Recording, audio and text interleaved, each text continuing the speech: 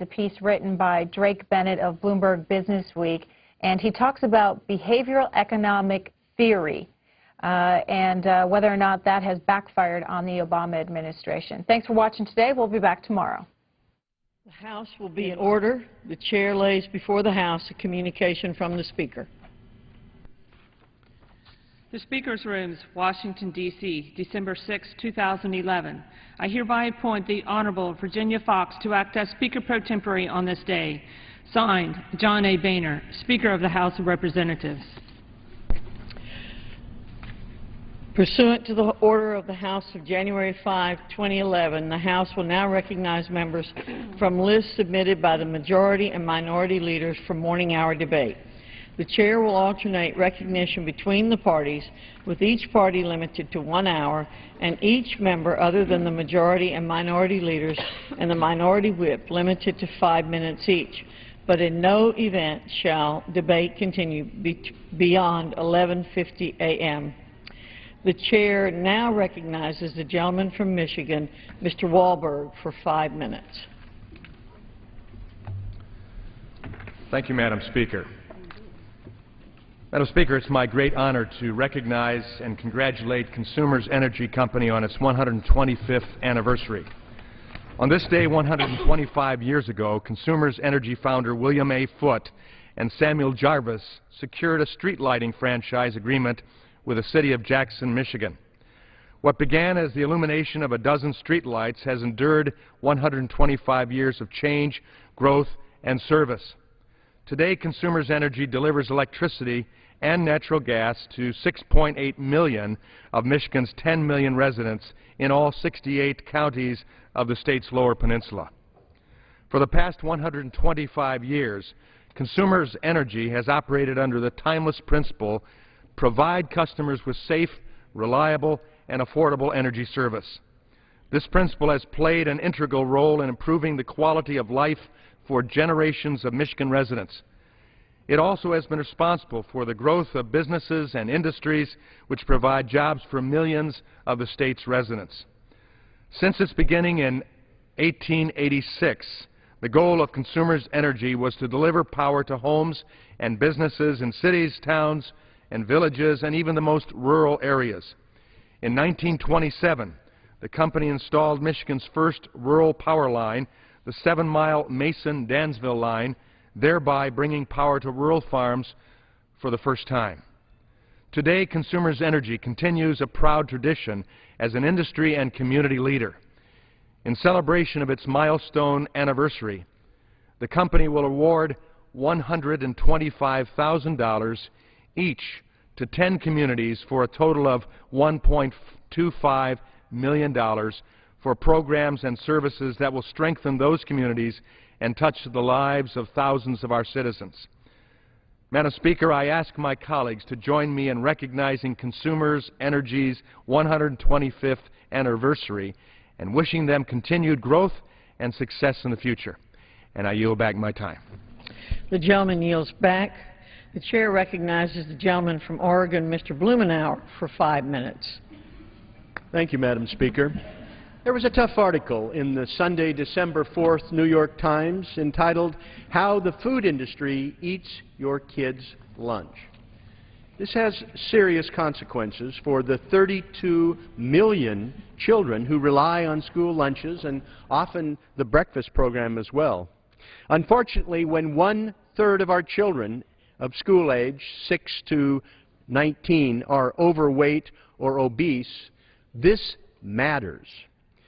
Unfortunately, there's no denying that the institutional and political forces combine to favor giving our kids unhealthy food.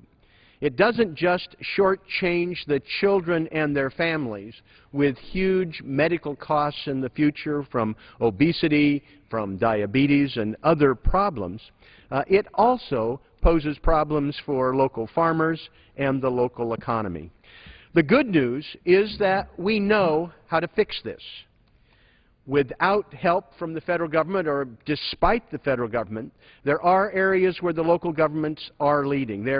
In 2001, there were only 6 programs that were farm to school, providing healthy produce and fruit that found its way into the schools. There are now more than 2,300 programs involving more than 10,000 schools across the country.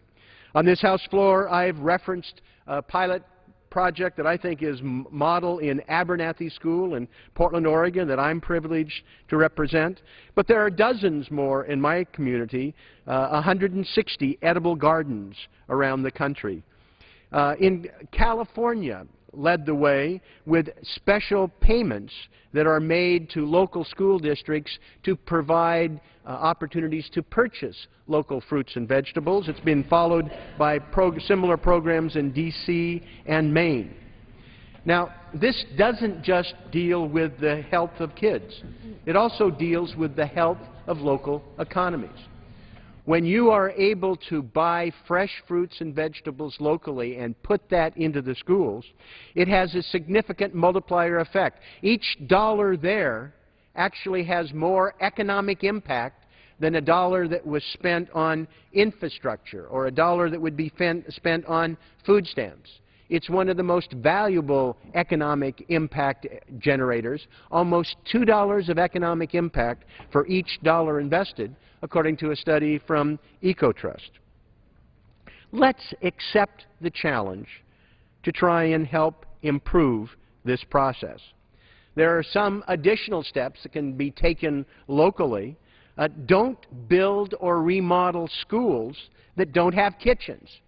It's simple, but it's more cost-effective to do it when you're constructing or remodeling than to have to come back later.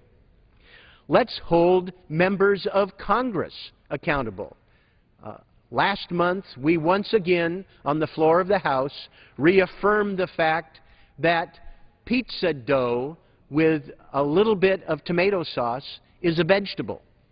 Maybe people, in the course of this next year, when the politicians are going to be out campaigning, may be able to pin them down as to whether or not they believe pizza is a vegetable and whether they will act to override that outrage. It's also important to expand the USDA pilot project that's going to be starting next month in Florida and Michigan.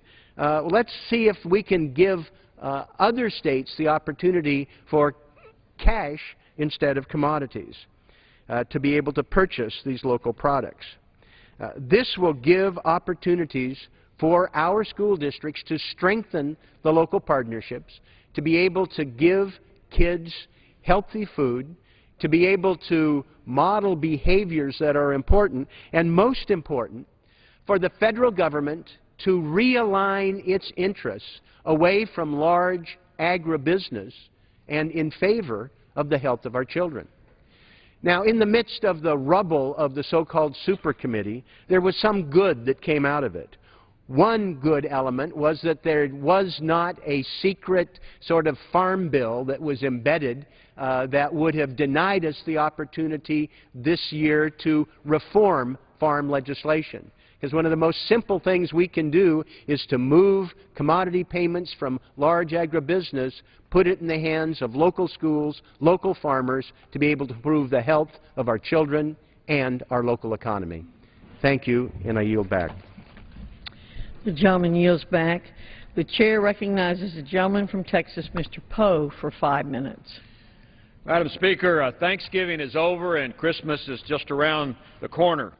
And all throughout America, families will gather to celebrate the traditions and festivities and be together, celebrate faith. But there are some American families that won't have their entire family with them this year. There will be an empty chair at their table.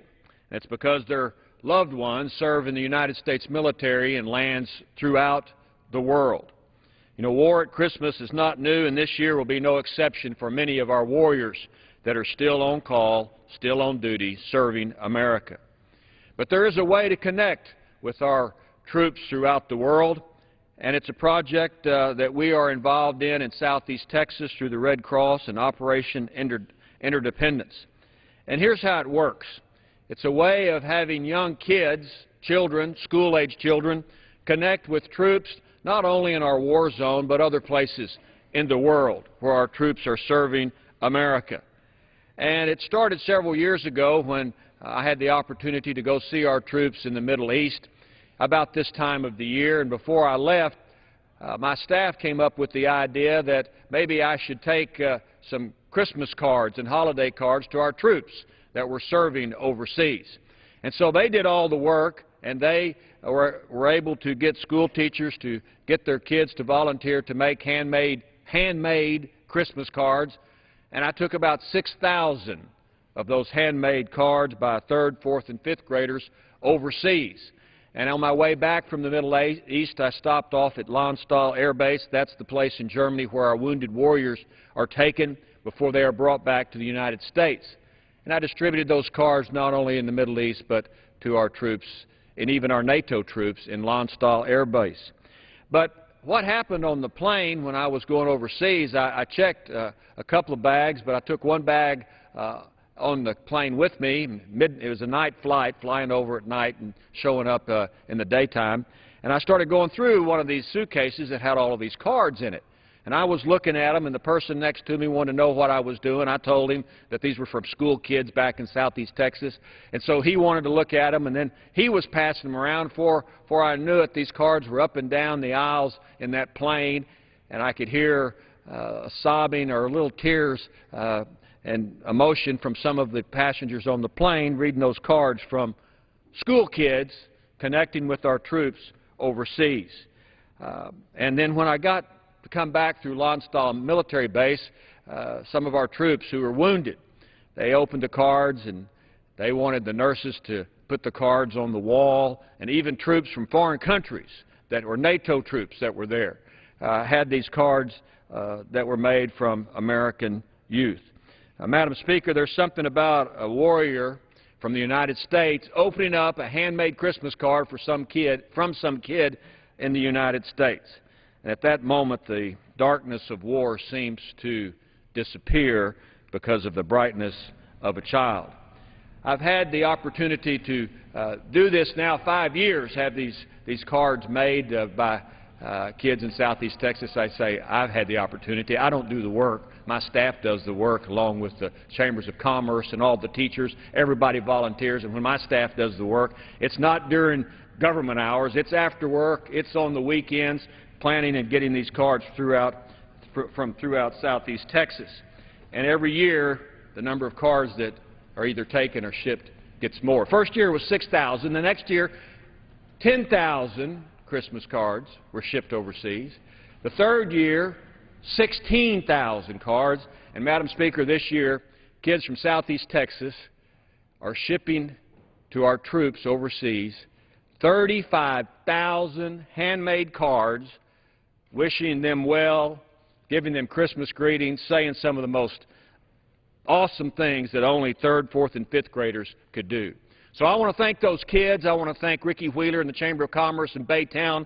I want to thank the high schools, Ross Sterling High School, Horace Mann Junior High, Highlands Elementary.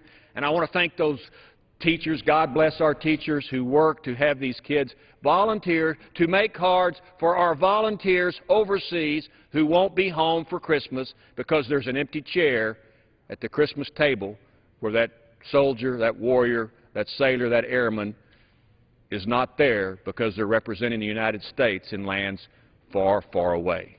And that's just the way it is. I yield back. The gentleman yields back. The chair recognizes the gentleman from Colorado, Mr. Polis, for 5 minutes. Thank you, Madam Speaker.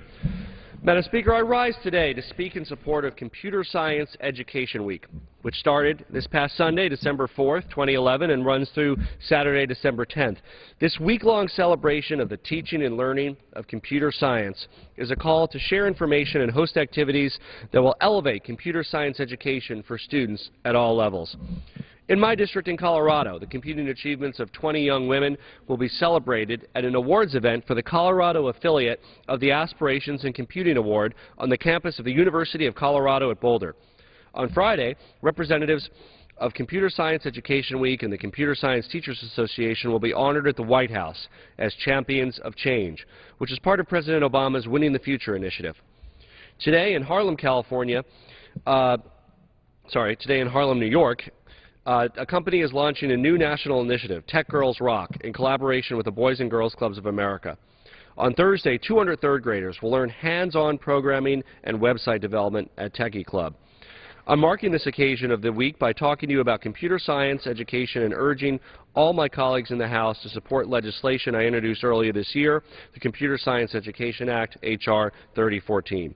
Computing and information technology is transforming our world, driving innovation, driving job creation, leading to entirely new multi-billion-dollar industries, transforming how we live and how we work for the better. Computer science education prepares students for the jobs of the future by engaging in and preparing them for careers in high-paying occupations. But our education system is not currently producing enough graduates in computing, sciences, and IT fields to meet the growing needs of the industry. In fact, the current pipeline of computing graduates will only fill 52% of the projected jobs. The other 48% will either have to be filled elsewhere in the world or go unfilled. If the U.S. is to continue to discover and develop the innovations that have created new industries and transformed others, we need to ensure a healthy computer science workforce that's skilled and large enough to meet our growing needs. Women and many minority groups are currently underrepresented among computing and IT professionals, as well as students, depriving the nation of a potentially skilled workforce and of the innovation that results from a diverse team.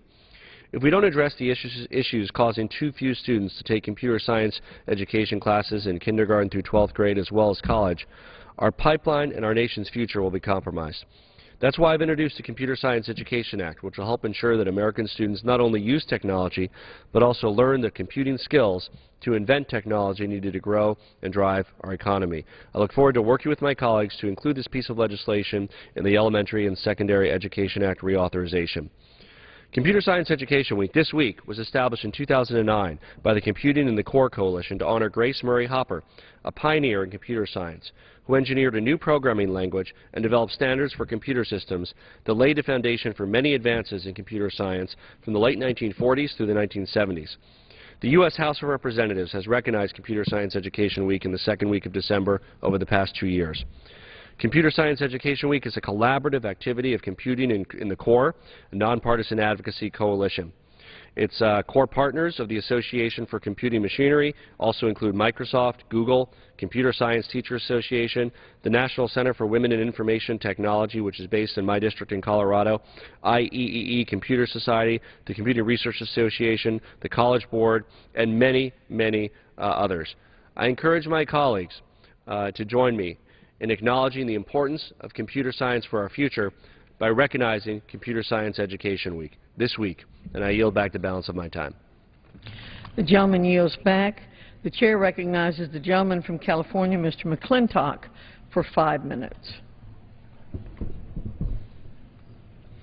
Madam Speaker, topping the list of unfinished business this year is the impending collision of two closely related crises: the expiration of the payroll tax and the acceleration of Social Security's bankruptcy.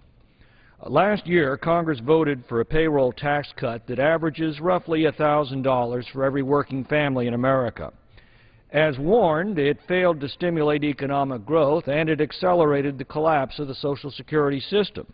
But as promised, it threw every working family a vital lifeline in very tough economic times.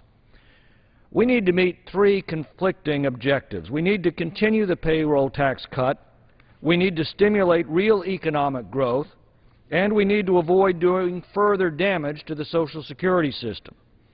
First, we need to understand that not all tax cuts stimulate lasting economic growth. Cutting marginal tax rates does so because it changes the incentives that individuals respond to. Cutting inframarginal tax rates, such as the payroll tax, does not. But that payroll tax cut did make a huge difference in the ability of working families to make ends meet in a time of declining family incomes and steadily rising prices. To restore that payroll tax rate today, given the economic pressures on working families, is simply unthinkable. Yet at the same time, the payroll tax is what supports the Social Security system. Last year, that system entered a state of permanent deficit, and this condition will worsen until the Social Security system bankrupts in 2036. At that moment, every retiree will suffer a sudden and permanent drop in benefits of roughly 25%. Further reducing the revenues into that system will hasten this day of reckoning. Just as bad, in the intervening time, the expanding Social Security deficit will heap growing burdens on the nation's already staggering public debt. Now, some have proposed paying for the inframarginal payroll tax cut that doesn't help the economy with a marginal tax hike that actually harms the economy. Surely we can do better than that. Actually, Congressman Landry of Louisiana has done better, and I commend his proposal to the attention of the House. It avoids damaging the Social Security fund while at the same time offering families continued relief from crushing payroll taxes.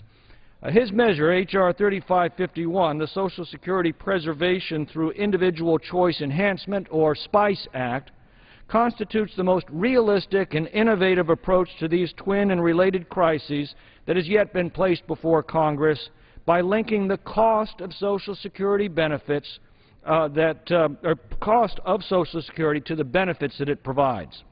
H.R. 3551 would give every American the choice of paying a lower payroll tax each year in exchange for working a month longer. That's all it would take to pay for itself, a month's delay in retirement for a year's worth of tax relief. For the first time, individuals can make this choice to pay a lower payroll tax based on their own circumstances without further undermining the fiscal integrity of the Social Security system or the financial security of those relying on that system. For the first time, costs and benefits would be linked in a manner that all consumers can understand and judge for themselves based on their own circumstances. In a difficult year like this, I think most families would rather save the extra tax and work the extra month. In better times ahead, they may choose to pay the extra tax to maintain their retirement schedule. But it will be their choice based on their needs, their plans, and their best judgment, and not the government's. And by linking costs with benefits, it will protect the long-term actuarial soundness of the Social Security system, a fact that the Social Security system's chief actuary has confirmed. I'm excited to co-sponsor Mr. Landry's bill and strongly and enthusiastically recommend it to the membership of the House and to the leadership. Mr. Landry has done an enormous service to every retiree who depends upon the Social Security system, as well as to every working family struggling in America, by preserving the fiscal integrity of the system while at the same time giving every American a choice that links the tax they pay to the benefits they receive. And it's an option they can exercise every year without fear that a future congressional act or failure to act might sock them with the tax increase they can't afford or hasten the collapse of a retirement system that many depend upon for their economic survival. I yield back. The gentleman yields back. The chair recognizes the gentleman from Illinois, Mr. Quigley, for 5 minutes. Thank you, Madam Speaker. Madam Speaker, in case you were wondering, that noise you heard from above yesterday morning was an old third baseman clicking his heels. Finally, on Monday morning, Ron Santo was inducted in the National Baseball Hall of Fame. Now, most people knew Ronnie as the 9-time All-Star and the 5-time Gold Glove winner, one of the top hitters of his era, and the third baseman on top 10 lists in every statistical category. And many people knew Ronnie as the lovable voice of the Chicago Cubs, with whom we cheered every home run, moaned every dropped fly ball, and laughed at life's most human moments in the booth, including a burning hairpiece. But for many years on the field, people didn't know that while racking up 342 home runs and hitting more than 1,300 RBIs, Ronnie was struggling with diabetes. That's because Ronnie accomplished all this from the roster, not the disabled list, despite his physical struggles. Ronnie wanted to be a great player, not a great player under the circumstances. He fought hard on the field for his team and courageously in private for his health. He raised $60 million and a lot of hope for juvenile diabetes research and inspired many to persevere against the odds. Ronnie died too soon, exactly a year ago this week. I wished he'd lived to see this, but I know that he and Harry are sharing an old style together and toasting to their favorite team. Here's to number 10, Ron Santo. Go Cubs, and I yield back. The gentleman yields back. The chair recognizes the gentleman from Texas, Mr. Olson, for 5 minutes.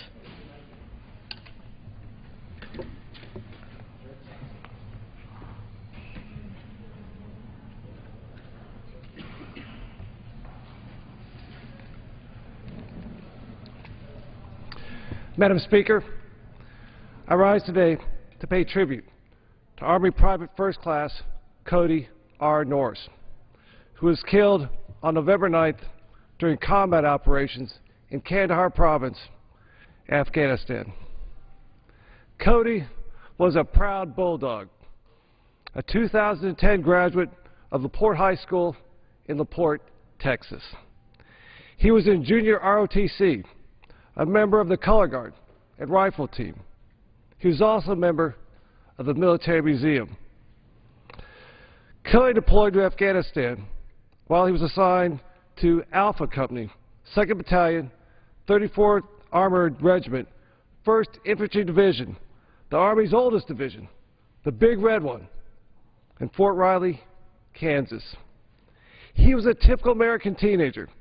He enjoyed working on his 1952 M37 Army truck that he drove to and from school. He was a Texan who enjoyed paintball, deer hunting, played video games, and yes, hibachi food. Cody's lifelong dream was to join the Army. His time in junior ROTC in high school motivated him to enlist in the Army to serve his country. He always put others before himself and did so with a smile on his face and a kind word for those around him. He had a gift for winning people over with his caring personality and always managed to cheer up those around him. Cody's mother said that he lived life on his terms and always did what he believed was right, regardless of trends or what other people thought. He was well liked by his platoon mates and gained the admiration of others by constantly carrying more than his fair share. According to his brother Michael, now a cadet at West Point, in Cody's last battle, when his platoon was attacked, he was carrying extra ammunition. When he was killed, that extra ammunition ultimately helped save his fellow soldiers, his friends. I never had the honor to know Cody Norris personally, but I stand here today humbled by the fact that he and the hundreds of thousands of American troops serving in our armed forces are willing to sacrifice so much so that we may sleep peacefully under the blanket of freedom that they provide. As a former naval aviator, I know all too well the sacrifices families make to support their loved ones who serve in harm's way. Cody Norris and his family, and the thousands of other families who've lost loved ones in defense of our country, have paid the ultimate price for our freedom. For them, in many ways, the war never ends. America can never repay the debt we owe to Cody Norris and his family, but we can honor his memory and his eternal contributions to our liberty. Madam Speaker, Cody Norris is a true American hero, and a grateful nation says thank you. I yield back. The gentleman yields back. The chair recognizes the gentleman from Virginia, Mr. Connolly, for 5 minutes. I thank the Speaker and all of us joining our colleague in honoring that fallen hero. Madam Speaker, Congressmen must act now to extend the payroll tax cut, unemployment insurance, and domestic renewable energy tax incentives. The effects of the Great Recession continue to linger in this economy, which is why a more robust recovery has not yet taken root. Our efforts in the last Congress through the Recovery Act and the Job Creation Act at the end of last year provided what momentum we actually have. The official unemployment rate has now fallen to 8.6% as a result of 120,000 new jobs created just last month. That's the lowest level in more than 2 years and marks 21 consecutive months of private sector job growth. But these gains will be at risk if Congress fails to extend the payroll tax cuts, domestic clean energy incentives, and unemployment benefits before the end of this year. The payroll tax cut provides the average American worker $1,000 to spend or invest every year, having a positive impact throughout the economy. Economic analysts at Barclays estimate that the payroll tax cut alone will add another 1% to gross domestic product growth, $250 billion in economic activity throughout the United States. Conversely, if we fail to extend that payroll tax cut, 160 million Americans will be facing a tax increase in January. Similarly, 1.3 million Americans who are trying to get back into the workforce will see their unemployment benefits cut unless we renew them. According to the Congressional Budget Office and Senator John McCain's economic advisor, Mark Zandi, unemployment insurance is one of the most effective forms of economic stimulus, generating $1.64 for every $1 we invest in unemployment insurance. Failure to extend unemployment benefits will reduce the gross domestic product by nearly 1%, and by reducing economic activity could put as many as 1 million Americans out of work at a time we're trying to expand the economy. With respect to domestic clean energy production, renewing these incentives will sustain one of the few private sector success stories we've witnessed during the Great Recession. Since 2007, the number of jobs in the American wind industry has grown 70%. So today there are as many wind energy jobs as there are in the coal industry. The number of solar industry jobs doubled since 2007 to more than 100,000 Americans. This surge in domestic clean energy employment is a direct result of the 1603 Treasury Grant Program to support clean energy activity. Madam Speaker, as we continue to debate these expiring tax and benefit provisions, I'd caution my colleagues against holding them hostage to advance some extreme ideological agenda. Last week, the Senate Minority Leader brought legislation to the floor which would have slashed federal employee wages and benefits while arbitrarily downsizing the federal workforce. As the Bureau of Labor Statistics noted, public sector employment continues to shrink by tens of thousands of jobs. A job is a job, whether it's in the public sector or the private sector. One is not better than the other. If Republicans had not been successful in cutting 535,000 public sector jobs in this country, unemployment would actually be 0.35% lower. It would be down to 8.25% today, not 8.6%. Cutting federal employee pay and slashing the workforce would actually undermine the economic benefits of the payroll tax extension and the economic benefits we've all worked so hard to create. Similarly, we should reject attempts to tie these economic recovery actions with partisan proposals to gut the Clean Air Act. Republicans in the House already have tried to pass 172 viciously anti-environmental bills, riders, and amendments in this body this year alone. Now, some in the Republican caucus have suggested pairing the Clean Air Act repeals with an extension of the payroll tax cut, a Faustian bargain at best, Madam Speaker. Repealing these Clean Air Act standards for industrial boilers, for example, would cost the U.S. economy $21 to $52 billion per year in higher health care costs, real cost to the economy. Not surprisingly, some even have proposed expediting approval of the Keystone XL pipeline in exchange for the payroll tax extension. Again, we already have pipelines from Canadian tar sands into America. According to independent economic analysis, the Keystone pipeline could increase exports of Canadian oil not to the United States but to China. I want to keep that oil here in this economy if we're going to build that pipeline. Madam Speaker, the Republican leadership's legislative sausage would shock Upton Sinclair, who wrote The Jungle 100 years ago. He said it's difficult to get a man to understand something when his salary depends on his non-understanding.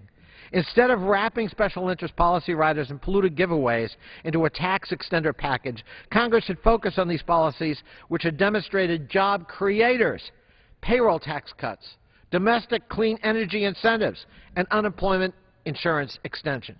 The economic recovery is too fragile, Madam Speaker, to risk on the higher health care costs, higher gas prices, and economic hardships that some of these Republican proposals would otherwise create. And I yield back. The gentleman yields back. The chair recognizes the gentleman from Ohio, Mr. Gibbs, for 5 minutes. Thank you, Madam Speaker. I rise today, in about 3 weeks will mark the anniversary of my first year in Congress. And I ran for Congress because I thought I could make a difference. I was concerned about the direction this country was headed. And like many of my colleagues, we thought we could make a difference. And I think we are making a difference, but we are frustrated because still, almost a year later, we still have, the economy is still in stagnation, and many American families are suffering. The way we fix the economy, in my opinion, is we got to restore confidence. And the way we do that is we energize the American people. We reinsert American innovation, the entrepreneurship, and the American spirit. And there's 4 key areas, I think, to address that, to restore that confidence. One is we got to cut this deficit spending. We got to get our spending under control. We passed a budget here in the House that cut almost $6 trillion over 10 years. Unfortunately, the United States Senate hasn't passed a budget in over 900+ days. That's not the way to get our fiscal house in order. Additionally, when we passed our budget, we also put Medicare on a firm reform plan, so it's here for the future. Number 2, we need to have common sense regulatory reform. Right now, in our $15 trillion economy, it's been reported that regulations are costing our economy $1.75 trillion annually. The Obama administration, by their own admission, has over 200 new regulations in the pipeline that will cost over $100 billion annually, and that's by their own admission, so I hate to think how much more it could be. This week, hopefully we're going to pass a regulatory reform bill called the REINS Act, that any new proposal that's going to cost our economy over $100 million by a federal agency would have to come back for an up-down vote by the United States Congress. I think that puts accountability on our federal agencies. Number 3, we need to pass some tax reform. Unfortunately, in 12.5 months, we're going to see the largest, under current law, the largest tax increase in American history. That is not the proper way to go. That puts a cloud over the certainty and providing confidence for our businesses to want to grow their businesses, knowing that they're looking at the largest tax increase in American history. 4th, we need an energy policy that encourages the development of resources here in our country. We're exporting almost $1 trillion a year and many, many jobs overseas for energy. We don't need to be doing that. We've passed, on a bipartisan basis, our jobs plan. We currently have 25 bills that we've passed on a bipartisan basis that would restore confidence and get this economy moving in regulatory reform areas and the budget. And I want to highlight the one at the top of the list, H.R. 872. That's a bill that I brought to this floor in March. It passed by a bipartisan supermajority, nearly 300 votes. The thing I don't understand is very frustrating to me.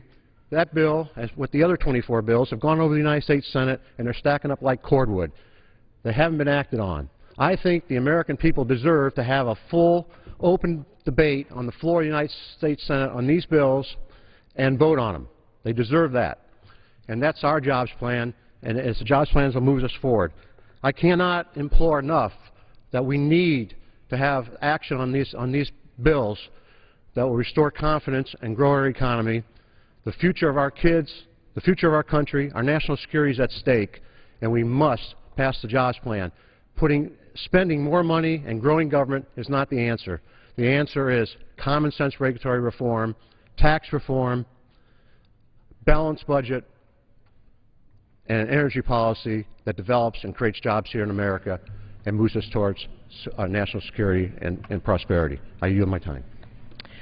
The gentleman yields back. The chair recognizes the gentleman from North Carolina, Mr. Watt. Thank you, Madam Speaker.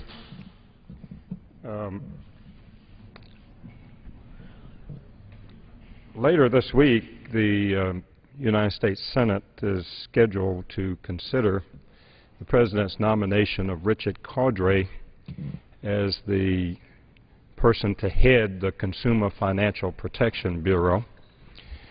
And while our rules don't allow us to meddle much in the Senate activities, I do want to spend a minute or two just talking about the importance of the nomination and confirmation of Richard Cordray and the importance of the Consumer Financial Protection Bureau, and talk a little bit about the background of why we have a Consumer Financial Protection Bureau.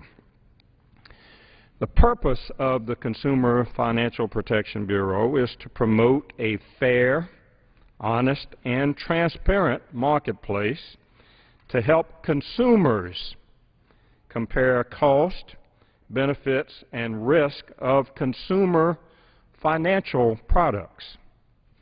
Consumer financial products, perhaps among the most complicated products that consumers have to deal with. Credit card terms, mortgages, and the kinds of things that resulted in our financial meltdown in our economy. Now, prior to the passage of the Dodd-Frank Act, there was in every one of the regulatory bodies a responsibility to deal with consumer protection. Unfortunately, none of those agencies had consumer protection and education as their highest priority. All of them were looking at, not very well, I would say to you, the safety and soundness of the financial industry, the banks, and various components of the financial industry. And generally, they interpreted safety and soundness to be, as long as these institutions are making a big profit, they are safe and sound, and they turn their backs on the interest of the consumer, not knowing that if the consumers purchased a lot of very bad mortgages and got themselves into a lot of very bad financial transactions, that would cause the whole system to come tumbling down. So when we passed the Dodd-Frank bill, we put into the bill a provision to create the Consumer Financial Protection Bureau so that there would be somebody in the federal government, some agency whose sole responsibility is to look out for the consumer. And of course, a number of my colleagues, both in the House and the Senate, have been fighting this whole concept from day one. They don't like the fact that there is a Consumer Financial Protection Bureau, and they have vowed not to confirm any nominee that the President sends over there to head this agency. The agency is doing good work already, but it needs a director. Despite not having a director, the Consumer Financial Protection Bureau has launched a number of initiatives, most notably the Know Before You Owe project, which aims to simplify mortgage disclosure forms and help students better understand financial aid process and repayment options. These are things that are important to consumers. They don't necessarily make up the focus of financial entities, the big banks, the lenders, but our whole economic system is based on an educated consumer, and when consumers get into bad transactions, we suffer as we have in this financial meltdown. We have lost more wealth from mortgages being underwater than in any other financial kinds of transactions. And if we had had a Consumer Financial Protection Bureau in place when this calamity was taking place, we wouldn't be in the financial mess that we are in today. I thank the Speaker, and I yield back the balance of my time. The gentleman yields back. The chair recognizes the gentleman from Georgia, Mr. Johnson, for 5 minutes. Thank you, Madam Speaker. Madam Speaker, today I rise to honor Martina Correa, who passed away recently from breast cancer. Martina was a courageous and inspiring woman who proved what President Obama has often said, quote, in the face of impossible odds, people who love this country can change it. For decades, Martina fought for human rights in defense of her brother, who was sentenced to death based on unreliable eyewitness testimony that was later recanted. Martina's brother, Troy Anthony Davis, was on death row for 20 years until his execution this year. Thanks to Martina, people rallied around Troy's case and began to really think about how it is that a society such as ours can execute a potentially innocent man. Inspired by Martina, a diverse array of men and women in the United States and from around the world, people like Amnesty International's Laura Moy, NAACP President Ben Jealous, Reverend Raphael Warnock, pastor of the historic Ebenezer Baptist Church, where the Reverend Dr. Martin Luther King Jr. Once pastored, British MP Alistair Carmichael, former President Jimmy Carter, Pope Benedict XVI, and a large group of other distinguished leaders from around the world whose names are too numerous for me to recognize at this time. These folks banded together to fight for Troy Anthony Davis's life. From her humble roots in Georgia, Martina led this international campaign to save her brother and prove his innocence. Martina advocated for justice and fought to save her brother's life, and in so doing, she became a death penalty abolitionist in the movement to move America to renounce and abolish the death penalty, whereupon America could finally join the ranks of the other industrialized nations of the world that have barred the use of this barbaric form of punishment. She became an international human rights advocate, and it will in part be due to her efforts that we will one day cheer the abolition of the death penalty in this country. I will remember and thank Martina when we reach that milestone in our development as a nation and as a people. Martina fought this battle for her brother while fighting her own battle with breast cancer. You see, she was diagnosed with breast cancer 11 years ago, and at that time she was given 6 months to live. She beat the odds and fought to stay alive so that she could fight for her brother. Before her diagnosis in 2002, Martina was a nurse, and she was also a veteran who served her country in the 1992 Gulf War. Martina's illness eventually forced her to stop working for a living, but she continued to advocate for what was important to her. In addition to her work on behalf of her brother, Martina also was a leader of the National Black Leadership Initiative on Cancer, where she advocated for a cure.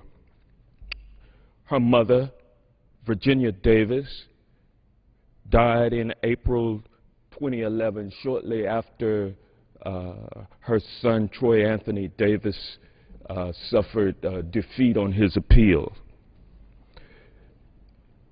Martina is survived by one son, Antoine Dewan Davis Correa, two sisters, Kimberly and Ebony Davis, and one brother, Lester Davis. It was an honor for me to know Martina, and an honor for me to meet her mother, and an honor for me to meet her brother. I'm confident in knowing that she will reunite with her dear mother and with her brother Troy, as their lives are linked for all eternity. Strong and fearless, fighting to the very end without ever giving up or giving in. She fought a great fight, and now it's time to rest for a little bit, Martina. You rest in peace. But rest knowing that the movement to abolish the death penalty will continue, and with your example at the top of our minds, we will never give up until the job is done. I yield back. The gentleman yields back. The chair recognizes the gentleman from Indiana, Mr. Donnelly, for 5 minutes.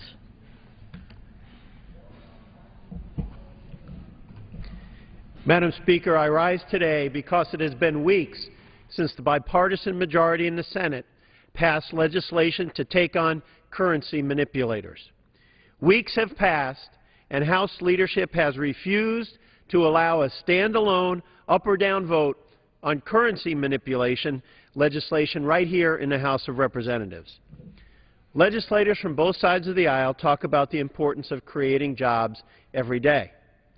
Why wouldn't we take this opportunity to work together to not only create jobs, but to also protect the good-paying jobs we already have here in America?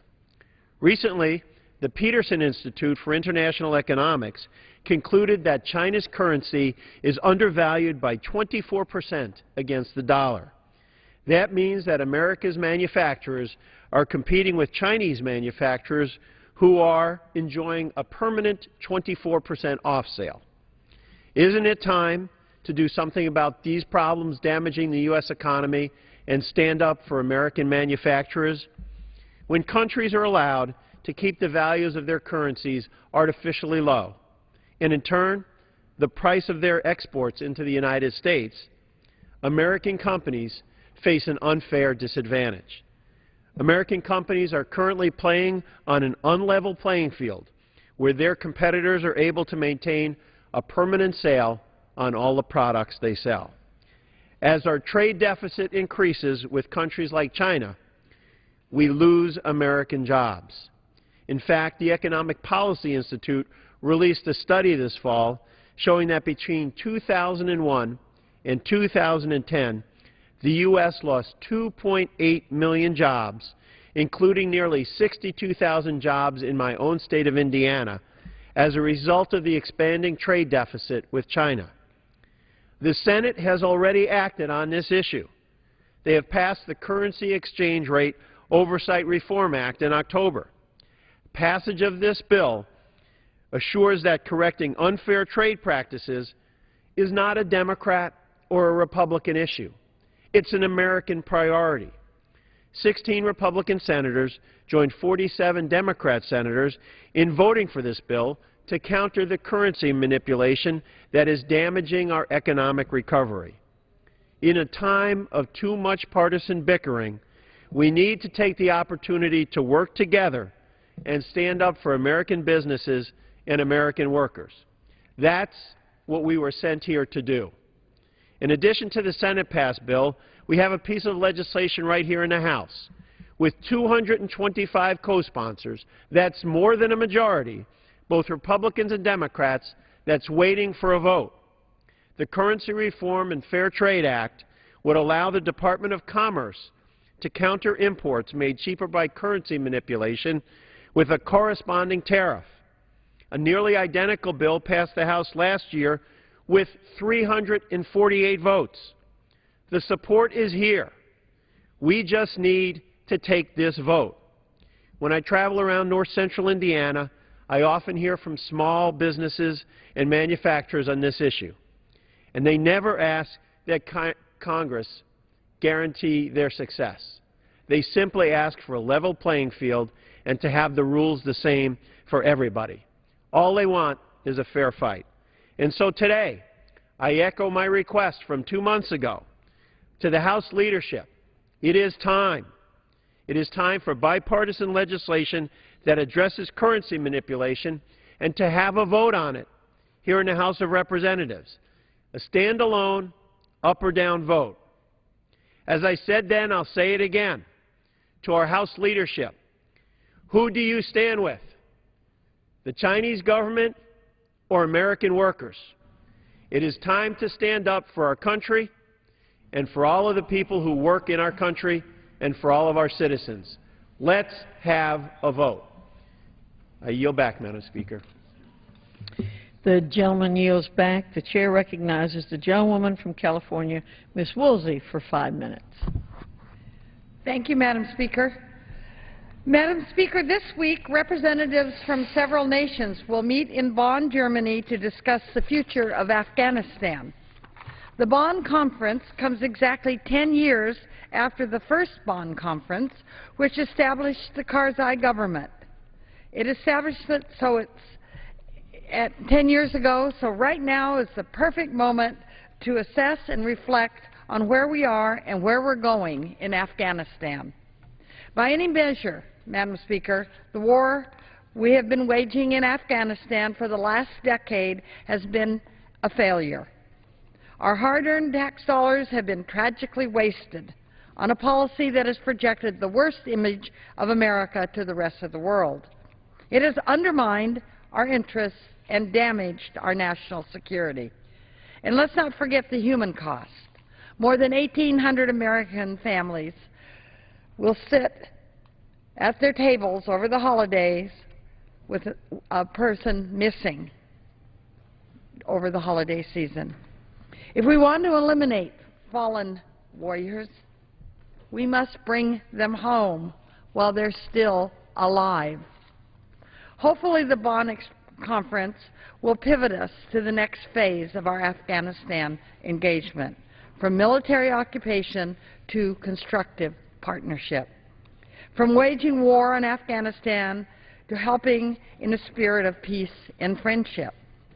10 years after we supposedly liberated them, the people of Afghanistan have enormous humanitarian needs.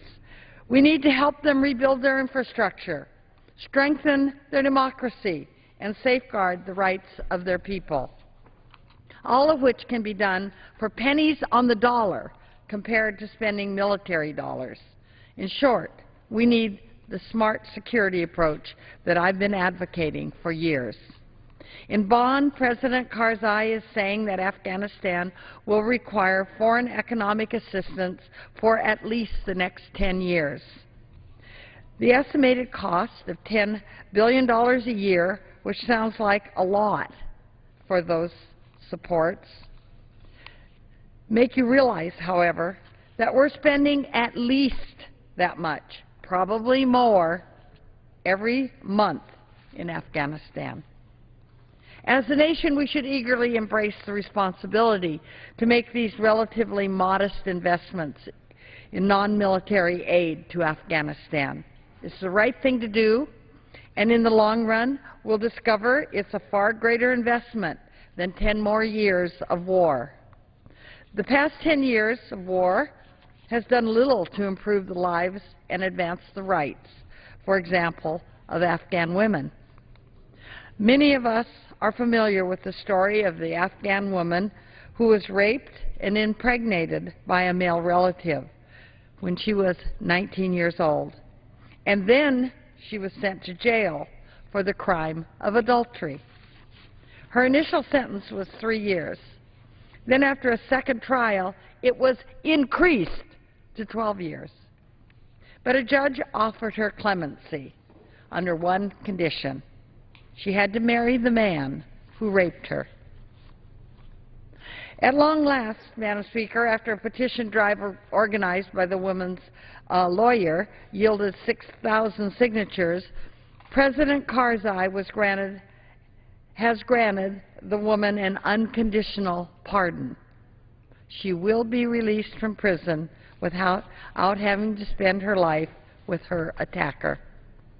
It's a relief that moral decency prevailed in this one case. But the fact that this qualifies as a human rights victory in Afghanistan reveals just how far we have to go. There are many more Afghan women like her who suffer humiliation every single day, who have no control over their destinies.